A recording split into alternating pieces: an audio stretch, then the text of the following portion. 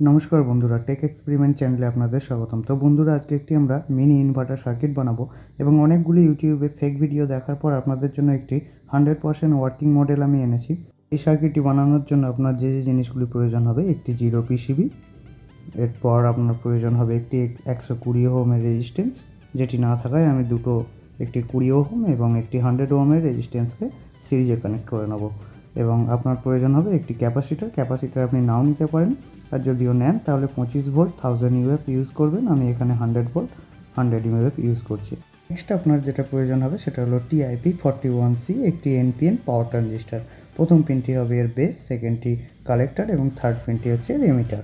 ওকে, তো এরপর আপনার যেটা প্রয়োজন হবে একটি হাই ফ্রিকোয়েন্সি ট্রান্সফর্মার। এগুলি আপনি পুরনো মোবাইল চার্জারে পেয়ে যাবেন। ওকে, দেখতে বিভিন্ন হলো, প্রতিটি ট্রান্সফরমারের কাজ একই। তো এই ধরনের ট্রান্সফরমারগুলির 6টি পিন থাকে।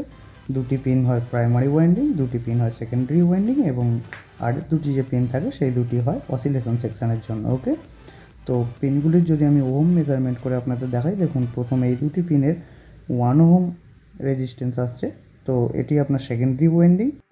এরপর দেখুন আমি যেদিকে 4টি পিন আছে সেইখানে প্রথম 2টি পিনের মধ্যে আমি ওহম মেজারমেন্ট করে দেখাচ্ছি। তো দেখুন এখানে 5 থেকে 6 ওহম মতো আসছে। তো এটি আপনার প্রাইমারি ওয়াইন্ডিং। এখানেই আপনার 220 ভোল্ট ইনপুট করা হয় মেন সার্কিটে, যেখানে ছিল এটি। এরপর যদি 2টি পিনকে আমি মেজারমেন্ট করি, এখানেও 1 বা 2 ওহম আসছে। এটি আপনার অসিলেশন সেকশানের জন্য ব্যবহার করা হয়। তো এই ধরনের ট্রান্সফরমারগুলির প্রাইমারি ওয়াইন্ডিংয়ে 220 ভোল্ট এসি ইনপুট করে সেকেন্ডারি ওয়াইন্ডিংয়ে প্রয়োজন মতো ভোল্টেজ পাওয়া যায় এবং অসিলেশন সেকশানের জন্য, মানে ফিডব্যাক সেকশানের জন্য আরও যে 2টি পিন রয়েছে সেই 2টি পিনের মাধ্যমে ফিডব্যাক সেকশানটিকে কাজ করানো হয়। ওকে, তো প্রাইমারি ওয়াইন্ডিংয়ে আপনার যেতে সব থেকে বেশি ওহম আসছে, সেকেন্ডারি ওয়াইন্ডিং যেখানে শুধু 2টি পিন রয়েছে এবং আর যে 2টি পিন পড়ে রইল সেটি হবে আপনার অসিলেশন সেকশানের। ওকে, তো বন্ধুরা, আমরা সার্কিটটি প্রথমে সোল্ডারিং করে কমপ্লিট করে নেবো এবং আপনাদের বলতে চাইবো, যারা এই চ্যানেলে প্রথমবার এসেছেন অবশ্যই চ্যানেলটিকে সাবস্ক্রাইব করবেন এই ধরনের ইলেকট্রনিক্স সম্বন্ধিত নলেজ পেতে। এছাড়াও আমরা বিভিন্ন ধরনের অ্যাপ্লায়েন্সেস রিপেয়ারিং করে থাকি এখানে, তো চ্যানেলটিকে অবশ্যই সাবস্ক্রাইব করে নেবেন। এবং আপনাদের একটা কথা বলতে চাইবো, এই সার্কিটটি শুধুমাত্র এক্সপেরিমেন্টাল বা প্রজেক্টের জন্য, এটি কিন্তু আপনি প্রফেশনালভাবে ইউজ করতে পারবেন না। আর যদি আপনি এতে খুব বেশি লোড দেন তখনও কিন্তু ওভারলোডের কারণে এটি কাজ করা বন্ধ করে দেবে। তো সার্কিটটি এখানে দেখতে পাচ্ছেন কমপ্লিট হয়ে গেছে। নেক্সট আমি আপনাদের একটি সার্কিট ডায়াগ্রামের মাধ্যমে পুরো ব্যাপারটিকে বুঝিয়ে দিচ্ছি। তার আগে আপনাদের একটা কথা বলতে চাইবো, যদি সার্কিটটিকে আপনি লম্বা টাইমের জন্য ইউজ করেন, হিটসিংটিকে অবশ্যই বড় হিটসিং ইউজ করবেন। আর বন্ধুরা, যদি আপনাদের কাছ থেকে আমি যথেষ্ট রেসপন্স পাই, আমি অবশ্যই এর পরের যে সার্কিটটি বানাবো সেটি 100% প্রফেশনাল ইনভার্টার সার্কিট হবে, যেটিকে আপনি বাড়িতে ইউজ করতে পারবেন। তো বন্ধুরা, এবার আমরা সার্কিট ডায়াগ্রামের দিকে এগিয়ে যাব। তার আগে আপনাদের একবার টেস্ট করে এটিকে দেখিয়ে দেবো এটি আদৌ কাজ করছে কিনা। এখানে ব্ল্যাক ওয়্যারটি হবে এসি আউটপুট এবং নীল এবং রেডটি দেখছেন এটি হবে 3.7 ভোল্ট ইনপুট। তো এখানে আমি একটি হোল্ডারকে কানেক্ট করে নেব এসি ওয়্যারটির সঙ্গে। তো হোল্ডারটি দেখতে পাচ্ছেন আমি কানেক্ট করে নিয়েছি এবং যেহেতু আমাদের এটি একটি এক্সপেরিমেন্টাল প্রজেক্টের সার্কিট, তো সেই জন্য আমি একটি 5 ওয়াটের এলইডি বাল্ব ইউজ করছি।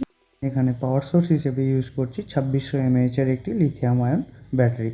এই ব্যাটারিটি মূলত ডিসচার্জ অবস্থায়, কম চার্জ অবস্থায় 3.7 ভোল্ট থাকে এবং যখন ফুল চার্জ হয়ে যায় 4 ভোল্ট থাকে। তো দেখতে পাচ্ছেন ব্যাটারির সঙ্গে কানেক্ট করার সাথে সাথেই বাল্বটি জ্বলে উঠছে। সুতরাং আমরা সাকসেসফুলি এই সার্কিটটিকে কমপ্লিট করতে পেরেছি। তো এরপর আপনাদের আমি সার্কিট ডায়াগ্রামের মাধ্যমে পুরো ব্যাপারটি বোঝাচ্ছি, যাতে আপনারাও এই সার্কিটটিকে সফলভাবে কমপ্লিট করতে পারেন। তো বন্ধুরা, একবার দেখুন, ব্রাইটনেস কিন্তু খুব কম নয়, যেমনটা ব্রাইটনেস নিয়ে চলা উচিত ঠিক তেমনটাই এটি চলছে। তো বন্ধুরা, দেখতে পাচ্ছেন এখানে আমরা TIP41C NPN পাওয়ার ট্রানজিস্টারটিকে এঁকে নিয়েছি এবং 1 নম্বর পিনটি বেস, 2 নম্বর পিনটি কালেক্টর এবং 3rd নম্বর পিনটি এমিটার, এটাকেও আমি মেনশন করে দিয়েছি। তো নেক্সট আমরা এঁকে নিচ্ছি হাই ফ্রিকোয়েন্সি ট্রান্সফর্মারটিকে।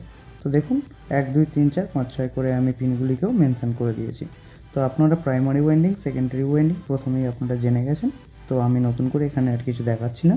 তো চলুন এরপর আমি কানেকশানগুলি এক এক করে আপনাদের দেখাই। তো প্রথমেই আমরা HF ট্রান্সফরমারের 6 নম্বর পিন থেকে একটি 120 ওহমের রেজিস্ট্যান্স 2 নম্বর পিনে কানেক্ট করে দেবো।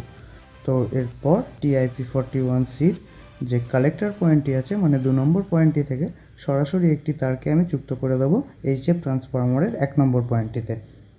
তো এরপর একটি জাম্পার ওয়্যারের মাধ্যমে এইচএফ ট্রান্সফরমারের 5 নম্বর পিনটিকে TIP41C এর বেস পিনটির সঙ্গে মানে 1 নম্বর পিনটির সঙ্গে সরাসরিভাবে যুক্ত করে দেব। তো এরপর 3 নম্বর এবং 4 নম্বর পিনটি মানে এইচএফ ট্রান্সফরমারের 3 নম্বর এবং 4 নম্বর পিনটি থেকে দুটি ওয়্যার সোল্ড করে নেব, যেটি হবে আপনার 220 ভোল্ট এসি আউটপুটের ওয়্যার। তো এরপর এইচএফ ট্রান্সফরমারের 2 নম্বর পিনটিতে একটি ক্যাপাসিটরের পজিটিভ এবং TIP41C এর এমিটার পয়েন্টে ক্যাপাসিটরের নেগেটিভটিকে আমি কানেক্ট করে দেবো। তো এরপর 3.7 ভোল্ট লিথিয়াম আয়ন ব্যাটারির পজিটিভটিকে আপনি ক্যাপাসিটরের পজিটিভে এবং নেগেটিভটিকে ক্যাপাসিটরের নেগেটিভে সংযুক্ত করবেন, তাহলেই আপনার সার্কিটটি কমপ্লিট হয়ে যাবে এবং ক্যাপাসিটরটি আপনি 25 ভোল্ট 1000 মিউ ইউজ করতে পারেন। আর যদি চান যে ক্যাপাসিটরটিকে ইউজ করবেন না, তাহলে সরাসরিভাবে এমিটারে নেগেটিভ দিয়ে দিন, TIP41C এর নেগেটিভ দিয়ে দিন এমিটারে, এবং যে এইচএফ ট্রান্সফরমারটি রয়েছে তার 2 নম্বর পিনটিতে আপনি সরাসরি পজিটিভ দিয়ে দিন। তো খুব সহজেই আপনি এইভাবে বানাতে পারবেন একটি মিনি ইনভার্টার সার্কিট। তো ভিডিওটি দেখার জন্য আপনাকে অসংখ্য ধন্যবাদ।